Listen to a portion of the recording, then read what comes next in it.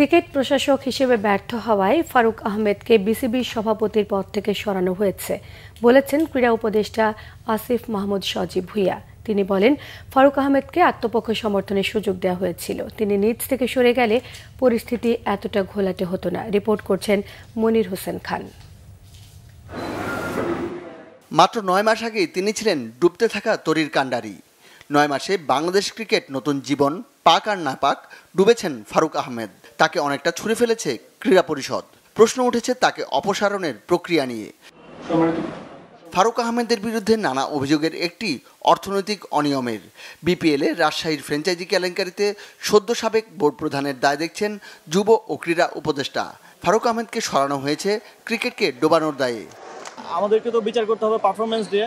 সেই পারফরমেন্সটা আসলে আশানুরূপ না। এটা এমন না যে কোনো দুর্নীতির প্রমাণ পাওয়া গেছে বা এই কারণে আমরা তাকে সরিয়েছি। এটা একেবারেই পারফরমেন্স বেসড। তো দুর্বার রাজশাহীকে টিম দেওয়ার ব্যাপারে যাদেরকে টিমটা দেওয়া হয়েছে আমরা আমাদের শঙ্কার কথা জানিয়েছিলাম এবং তারপরেও এক ধরনের ব্যক্তি সিদ্ধান্তে সেই টিমটা দেওয়া হয়েছে এবং পরবর্তীতে আপনারা জানেন যে সরকারকে পর্যন্ত প্লেয়ারদের বেতন দেওয়া, হোটেলের টাকা দেওয়ার জন্য সরকারকে পর্যন্ত ইনভলভ হতে হয়েছে। ফারুকের আত্মপক্ষ সমর্থনের সুযোগ না পাওয়ার অভিযোগ অস্বীকার করেছেন আসিফ মাহমুদ।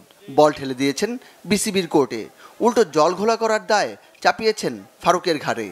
ব্যক্তিগত পর্যায়ে তো আমি কথা বলেছি, তখন তো আত্মপক্ষ সমর্থনের মতো তেমন কিছু এই বিষয়গুলোতে তিনি আমাদেরকে দিতে পারেননি। ফারুকের সাথে আমার কথা ছিল যে আমরা এটা এই স্পোর্টসের বা ক্রিকেটের পরিবেশটাকে খারাপ না করে যথাযথভাবে পানি ঘোলা না করে সমাধান করতে পারি কিনা।